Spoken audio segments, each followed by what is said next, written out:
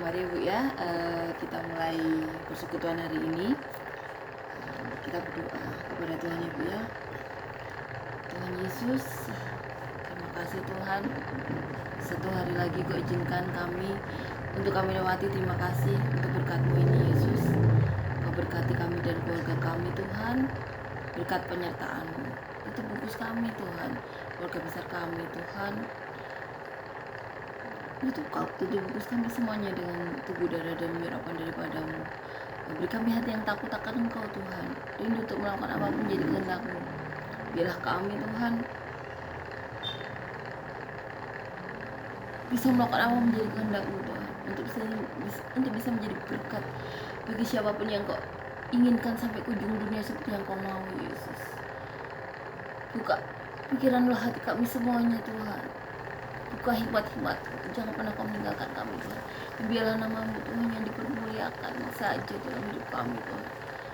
Oh Yesus, terima kasih Tuhan perkenanan-Mu Tuhan, sehingga Kau berkenan untuk menemui kami Tuhan. Terima kasih Yesus, terima kasih Tuhan, Kau telah merendahkan diri-Mu untuk menyatakan diri-Mu kepada kami. Terima kasih Tuhan, terima kasih Kau begitu baik, Kau begitu nyata dalam hidup kami. Terima kasih Yesus, terima kasih Tuhan. Buka pikiran hati jiwa kami Tuhan. Biarlah setiap perkataan-Mu Tuhan hari ini Yesus bisa kami renungkan sepanjang hari dan sampai akhir hidup kami Tuhan. Yang terpenting lagi Yesus, kami hati yang takut akan Engkau, rindu untuk melakukan apapun yang menjadi kehendak-Mu Tuhan. Dan biarlah nama-Mu Tuhan, nama-Mu saja yang dipermuliakan. Dalam nama Tuhan Yesus, amin. Mari ya Bu ya, kita mulai renungan hari ini dengan menyanyikan lagu Kau Tetap Allah, bisa Bu ya. Betapa dahsyat Engkau Tuhan, pencipta segala yang ada, dulu sekarang sampai selamanya. Hanya Engkau Tuhan, tak terselami pikiran-Mu, tak terukur panjang setia, tak terselami pikiran-Mu, tak terukur panjang setia-Mu, dulu sekarang sampai selamanya. Hanya Engkau Tuhan, ku sembah Engkau Yesus, hanya Engkau Allah di hidupku. Tiada yang lain, hanya Kau, hanya Engkau Tuhan, selamanya Kau tetap Allah, walau dunia semua bergoncang, tak tergoyahkan Kau tetap Allah. Amin ya Bu ya. Amin. Walau dunia berguncang ya Bu ya, Tuhan tetap Allah ya Bu ya. Tuhan yang memberi pertolongan ya Tuhan, pertolongan pada kita, pada umat manusia. Karena Tuhan Yesus itu baik ya Bu ya. Tuhan Yesus itu Tuhan yang rindu untuk memberkati. Maka saat manusia berdosa, Tuhan untuk menyelamatkan manusia itu sejak udah ribuan tahun sebelum Tuhan Yesus lahir, beberapa abad sebelumnya Tuhan sudah mengatakan pada para nabinya, Ibu, Nabi Yesaya, semuanya udah banyak nabi-nabi yang ditemui malaikat Tuhan, ditemui Tuhan untuk memberi gambaran ya tentang Tuhan Yesus ya Bu ya. Karena Tuhan Allah pemilik bumi ini mencintai manusia ya Bu ya. Rindu untuk menolong manusia, rindu untuk memberkati manusia. Tuhan Yesus itu baik. Tuhan Yesus itu benar-benar nyata. Terima kasih Yesus, terima kasih. Terima kasih ya. Mari kita nyanyikan lagu selanjutnya Bu ya. Mari kita nyanyikan.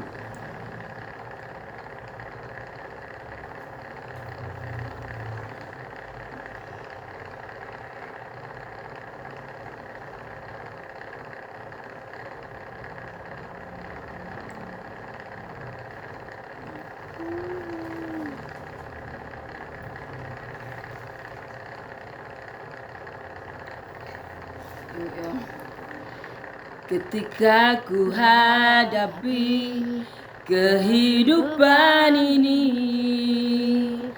jalan mana yang harus ku pilih?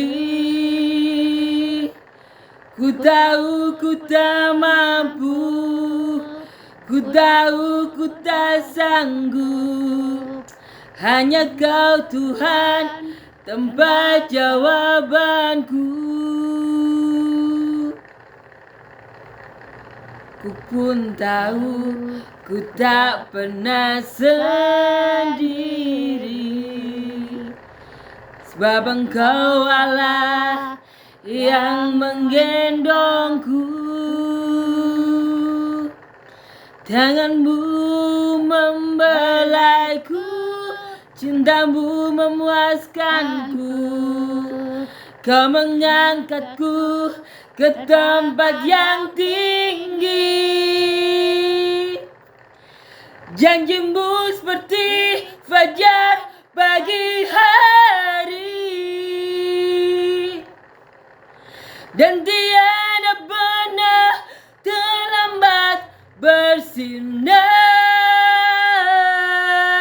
Cinta-Mu seperti fajar pagi hari, dan ku tahu betapa dalam kasih-Mu, dan ku tahu betapa dalam kasih-Mu. Amin ya Bu ya. Luar biasa Tuhan.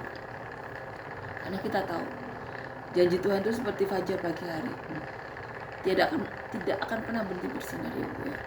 Keadaan apapun, matahari itu akan selalu bersinar pagi hari ya Bu ya, melewati apapun. Jadi janji Tuhan itu seperti fajar pagi hari yang akan selalu ada. Tapi yang terpenting lagi kita harus taat dan setia seperti katakan Yesus ya. Untuk bisa seperti Abraham, seperti Daud juga, seperti orang-orang yang tertulis di Alkitab ya Bu ya. Kita melakukan bagian kita dan Tuhan akan bertindak ya Bu ya. Seperti yang dilakukan Tuhan kepada Abraham, kepada Daud dan setiap orang yang tertulis dalam kitab. Amin ya Bu ya.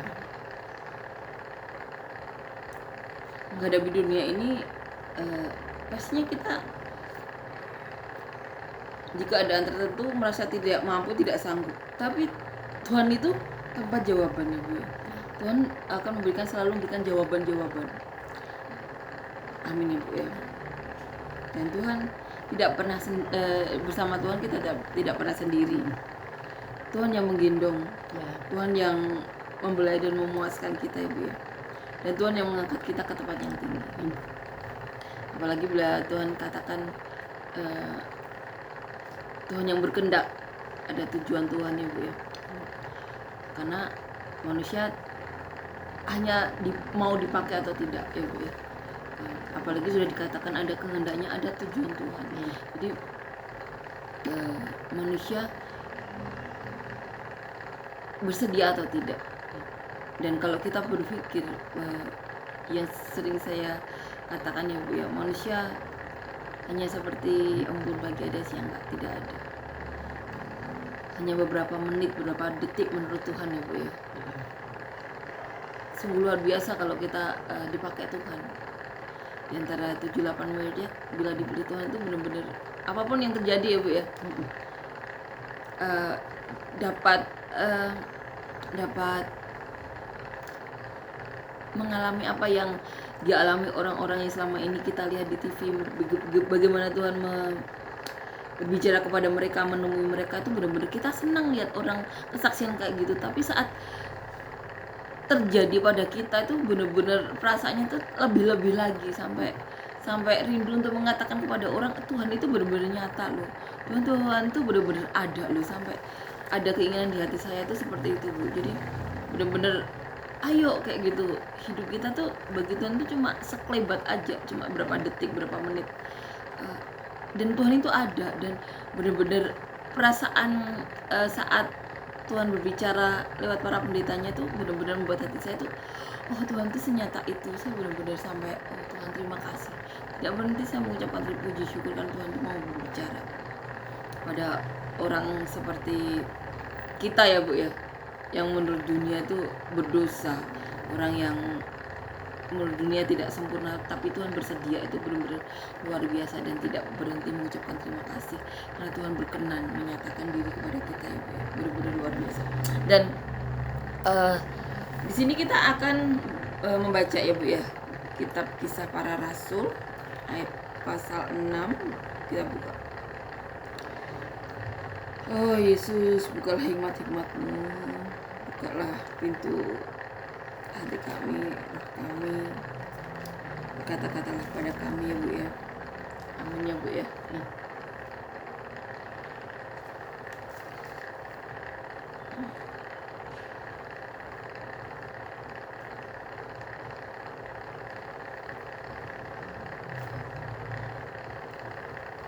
Ini 7 orang dipilih untuk melayani orang miskin. Di sini tertulis kayak gitu.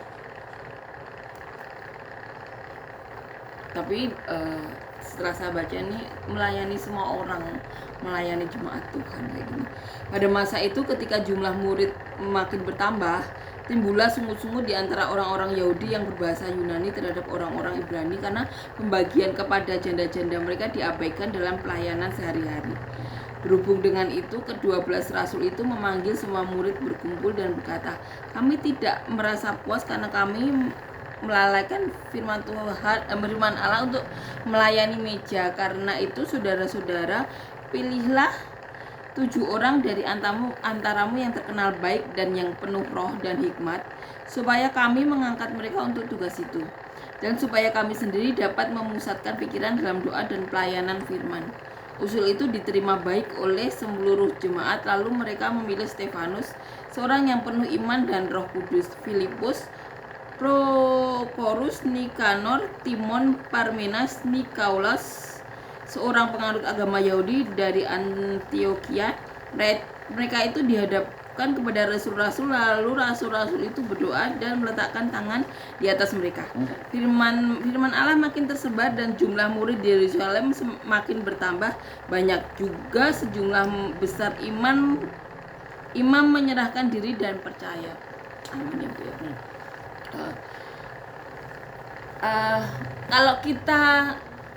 Kalau kita baca ini ya Bu ya, di sini para murid-murid Tuhan ini memilih orang yang terkenal baik, penuh Roh Kudus kayak gitu. Itu harus mereka lakukan kayak gitu, karena mereka bukan Tuhan ya Bu ya, nggak tahu sampai isi dalam hati. Berbeda sama Tuhan. Kalau Tuhan memilih orang, Tuhan tidak melihat keadaan saat itu, tapi Tuhan melihat ke depannya kayak gitu. Jadi manusia harus menempatkan diri sebagai manusia. Di sini ditulis seperti itu.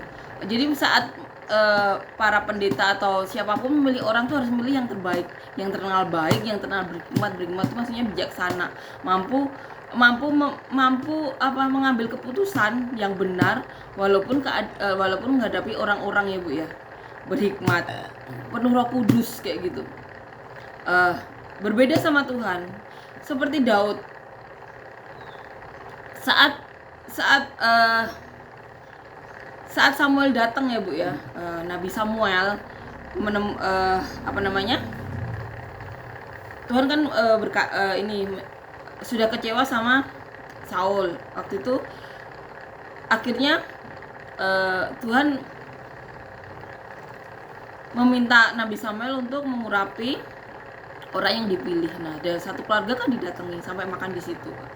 Anak-anaknya tuh yang tentara-tentara, oh ini Tuhan bilang tidak, oh ini, terus sampai habis kan anaknya. Terus setelah itu, apakah kamu punya anak lagi? Oh ada, tapi dia di padang gurun, dia masih kecil, kemerah-merahan, dia cuma mengembalakan 2-3 domba ya Bu ya, yang tertulis di kitab. Nah, dan orang tuanya tuh, dan orang saat itu seperti menyepelekan Daud, karena Daud cuma pengembala. Dan juga pasti Samuel saat itu juga heran, itu paling kecil, badannya tuh kemerah-merahan kayak gitu. Jadi ya berarti kan masih anak-anak ya Bu ya. Tapi Tuhan pilih itu kayak gitu, masih kemerah-merahan bagi untuk orang saat itu masih sangat muda. Nah, tapi Tuhan pilih Daud, dan saat Daud dihadapkan, Tuhan bilang ya ini orangnya kayak gitu. Nah, setelah itu mungkin orang terheran-heran, kenapa kok pilih Daud? Oh ternyata Daud itu punya pengalaman Bu. Kalau di padang gurun kan sering ada serigala, harimau, singa kayak gitu. Nah, Daud itu punya pengalaman kalau ada dombanya yang dimakan kayak gitu, dia akan merobek mulut harimau, singa itu loh Bu. Jadi Daud itu punya pengalaman seperti itu, karena dia harus melindungi domba-dombanya. Nah,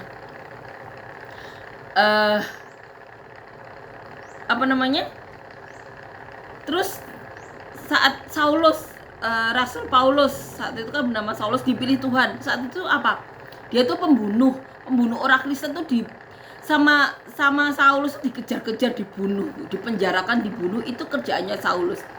Tapi Tuhan melihat hati, dan Tuhan ada talenta dalam Saulus yang saat itu yang dibutuhkan Tuhan kayak gitu.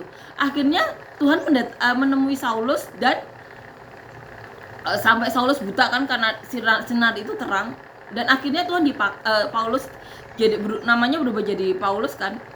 Padahal pekerjaan satu, membunuh orang Kristen, tapi kemudian Tuhan pakai itu mengembalakan. Nah,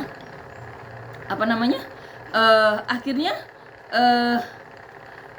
Saulus dipakai Tuhan untuk menulis banyak kitab-kitab, ya kan, di situ. Nah, kalau zaman sekarang, kalau orang-orang dunia zaman sekarang, para pendeta atau orang-orang yang biasa pelayanan, pasti kata-kata yang awal apa? Saulus sama Daud itu nggak bisa dicontoh. Mereka nggak bisa jadi contoh. Saulus aja bunuh orang Kristen, gimana bisa dicontoh orang Kristen? Daud aja cuma ngembala domba kayak gitu, gimana mau jadi raja kayak gitu? Kalau itu yang saya alami juga kan, nggak bisa jadi contoh. Tapi kan Tuhan yang melihat kayak gitu kan.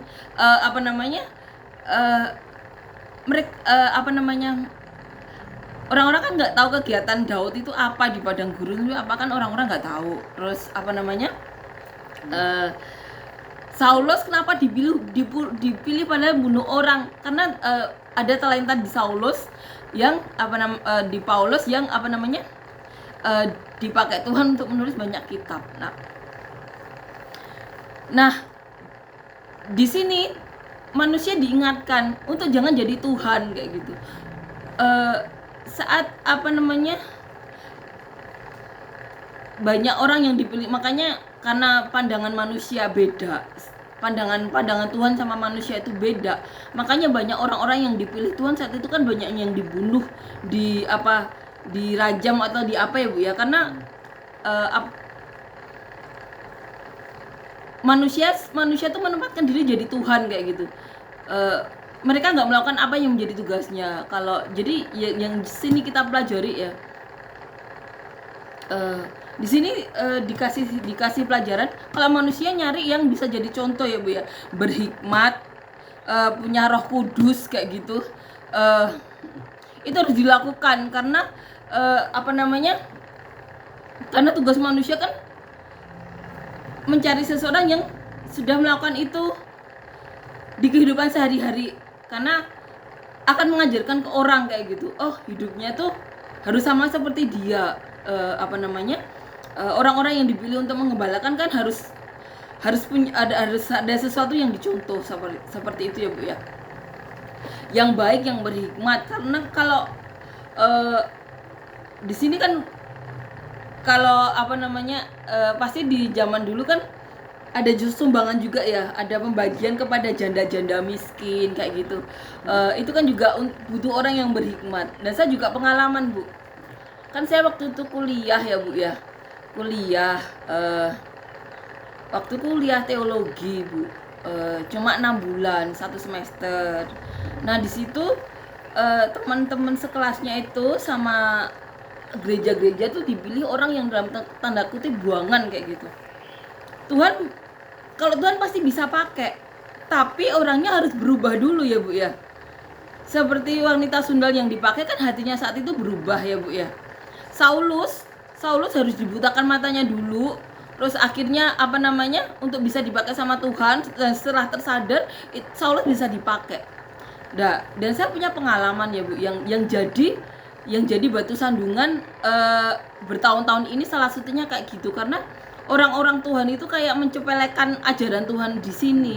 Jadi kan apa namanya, Tuhan pakai orang-orang buangan iya, tapi hatinya yang sudah berubah ya Bu ya. Karena pada dasarnya ya seperti yang saya katakan ya kemarin itu, manusia tuh semuanya berdosa. Cuma satu yang membedakan manusia itu mau berubah atau enggak ya Bu ya. Penting harus berubah, karena untuk berhikmat, untuk punya Roh Kudus itu butuh keinginan ya Bu ya, keinginan untuk berubah. Untuk bisa dipakai Tuhan ini diajarkan cari orang yang berhikmat, ada Roh Kudus. Karena pastinya udah punya pengalaman, dan saya punya pengalaman ya Bu ya, mau didampingi orang yang tidak berhikmat. Ada yang yang dalam tanda kutip cuma orang-orang buangan kayak gitu. Itu bisa dipakai Tuhan, tapi hatinya itu harus berubah. Tapi saat waktu saya kuliah itu mau didampingi orang-orang seperti itu, hatinya belum berubah. Ada yang namanya Ibu Sarah atau apa itu kan dulu satu kelas sama saya, itu juga salah satu dari mereka, karena hatinya belum berubah. Jadi bikin dalam tanda kutip runyam atau chaos kayak gitu loh Bu. Itu salah satu sebabnya itu juga. Ini jadi ajaran ini ya Bu ya, dipilihlah orang yang ini. 3. Pilihlah 7 orang dari antarmu yang terkenal baik dan penuh roh dan hikmat, supaya kami mengangkat mereka untuk tugas itu.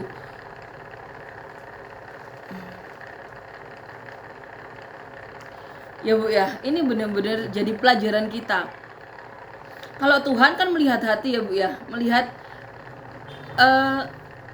di hati orang itu. Tapi kan kita bukan manusia, kan bukan Tuhan.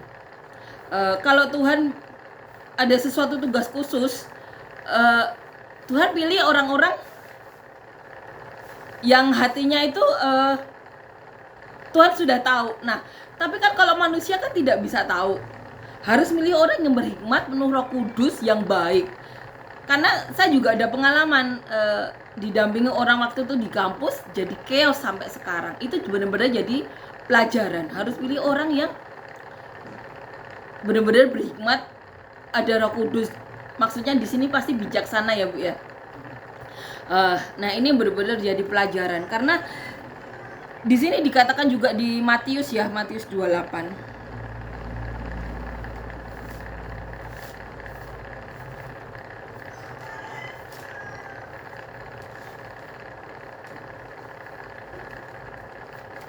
Mau 28:19.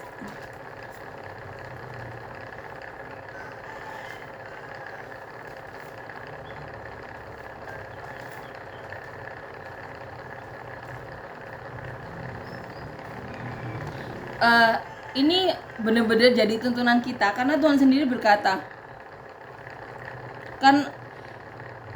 karena itu pergilah, jadikanlah semua bangsa muridku dan baptislah mereka dalam nama Bapa dan Anak dan Roh Kudus. Jadi kan tugas manusia itu untuk pergi ke semua bangsa, untuk membaptis mereka dalam nama Bapa dan Anak dan Roh Kudus, untuk mengajar pastinya ya Bu ya. Nah ini benar-benar jadi pelajaran, pengalaman saya juga jadi pelajaran juga. Jadi semua orang bisa dipakai, tapi hatinya harus berubah. Saat itu tuh hatinya tuh harus berubah, seperti Saulus yang berubah. Waktu itu ditemui Tuhan, dibutakan Tuhan, akhirnya disembuhkan Tuhan. Seperti wanita sundal yang berubah, hatinya berubah dan dipakai Tuhan. Dan akhirnya waktu Tuhan bangkit, wanita itu yang salah satunya wanita itu yang yang ditemui Tuhan saat Tuhan Yesus meninggal, juga wanita itu ada di sisi Tuhan Yesus juga. Banyak orang-orang yang menurut dunia tidak baik tapi mau berubah dan akhirnya secara luar biasa dipakai sama Tuhan. Dan pelajaran yang dari Kisah Para Rasul 6 ini ya, benar-benar pelajaran ya, harus milih orang-orang yang benar-benar sudah berubah, mau belajar hikmat Tuhan sehingga Roh Kudus tuh hadir dalam hati mereka ya Bu ya. Ini benar-benar buat pelajaran bagi kita, karena tugas kita itu seperti di Matius 28 ayat 19, jadikanlah semua bangsa muridku dan baptislah mereka. Jadi saat kita pergi kayak gitu, kita harus memilih orang yang seperti diajarkan Tuhan ya di Kisah Para Rasul 6 ayat 3. Terima kasih Yesus, pengalaman ini benar-benar mengajarkan kita ya Bu ya. Kita tidak bisa mengatur yang Tuhan pilih, karena itu hak otoritas Tuhan kan. Pasti Tuhan tahu ya Bu ya isi hati orang-orang yang dipilihnya. Tapi tugas sebagai manusia saat kita memilih orang itu benar-benar harus sesuai dengan Kisah Para Rasul 6 ayat ini ya Bu ya. Ayat 3 ini. Terima kasih Yesus untuk segala pengertianmu. Amin ya Bu ya. Amin. Yuk mari kita nyanyi Bapa Engkau sungguh baik ya Bu ya.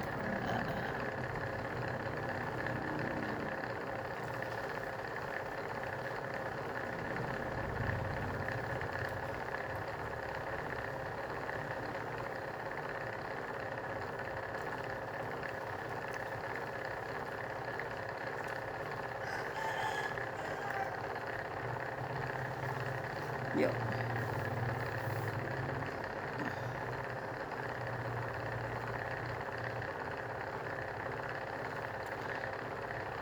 Bapa, Engkau sungguh baik, kasih-Mu melimpah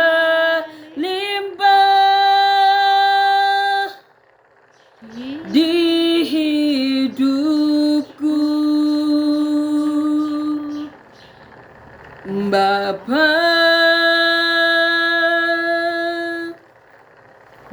ku berterima kasih berkat-Mu hari ini yang Kau sediakan bagiku. Ku naikkan syukurku buat hari yang Kau beri, tak habis-habisnya kasih dan rahmat-Mu.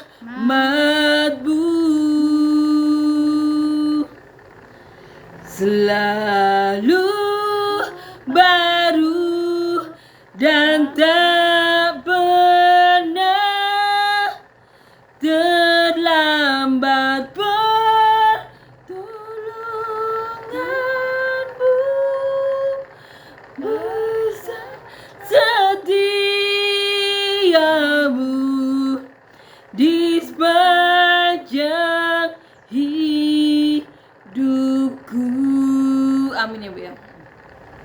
Terima kasih Yesus untuk berkat-Mu Tuhan, berkat perkataan-Mu Tuhan, firman-Mu hari ini menguatkan kami, menjadi petunjuk arahan kami, menjadi contoh bagi kami.